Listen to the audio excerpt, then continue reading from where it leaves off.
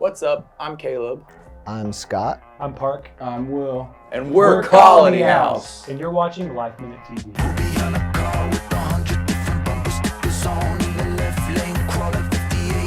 The new album, The Cannonballers by Colony House. Us. We made this album with ourselves and our friend Chad Copeland in Norman, Oklahoma. It is 11 of the best songs we ever have recorded. This is our fourth album as a band, and we have continued to figure out, I think, with each record, what is Colony House, who we are, what the sound is, what we want to communicate. The first track on this album is called Landlocked Surf Rock, and it was one of those like identifying tracks that when it was written, even down to the title, it was like, oh, this is the sound. This is what Colony House has been for years, but we've been able to narrow it down to like, we're this band born and raised Tennessee boys. We feel like the album is kind of divided into these two parts. These songs that have this youthful energy, that are naive and almost carefree, and then there's this heavier, weightier side of the album that feels a little bit more like coming to terms with, without getting too heavy, our, mortality and our limited time on this planet. Started the band, it's kind of in 2011, 12-ish. That's kind of when we started playing. And then Scotty came along around that time. We lived at an apartment complex in downtown Franklin called Colony House. That's where the band name comes from. Me and Caleb are brothers, so that was pretty easy. Started making our first record in 2013. I think at that time, had you opened that show for us yet? Yeah, I was doing a solo project, open one of their shows for their kind of old project. Parke and Scott are both from Knoxville, so we're all Tennessee boys. So they're from Knoxville. They were mutual friends. And yeah, long story short, Parke opened because he was a solo artist, opened the show, and we're like, Parke's pretty good.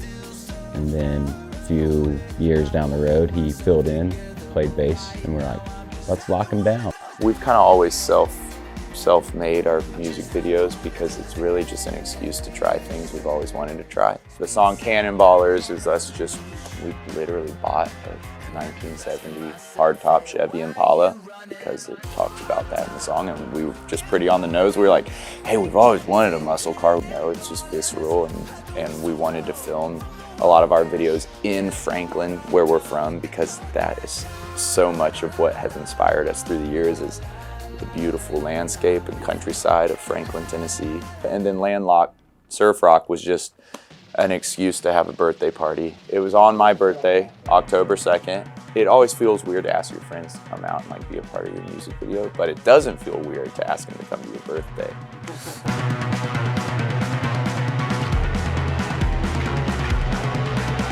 The best shows we've been to are shows that kind of stick with you beyond that night.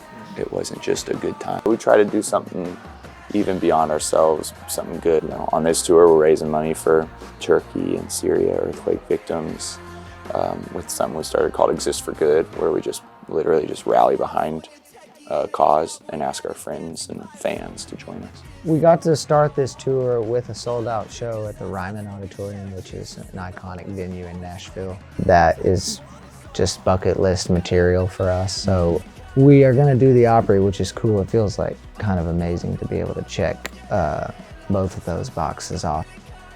My grandpa, who sells guitars in Kentucky, when he was my age, in early 30s, late 20s, he would drive down to Nashville from Kentucky, and he would sit outside the Opry, which is the Ryman, and he would listen to the Opry just through the open windows, dreaming one day that maybe he'd get to play that stage. Maybe he'd have songs, being performed on the Opry. And since, we've played he was at our show at the Ryman, so he's seeing his grandkids play on the stage. He used to sit outside of the building and just listen. So those were literally dream come true moments for not just us, for our parents, for our grandparents. It's really cool. We do have a wine label, so we like wine too. We started a wine label last year with a friend, Eric Railsback. It's technically out of Santa Ynez Valley, California, just north of Santa Barbara. Besides taking over the wine world, what's next is you kind of touched on it. We're excited about the Grand Ole Opry, Bonnaroo, and some fun prospects this fall that we're not quite at liberty to talk about just because they're not dialed in, but we put out the record at the top of this year, which usually means we play a lot of shows this year. So this tour ends in April, and then the fall will be its own monster to tackle and some fun projects coming down the pipeline.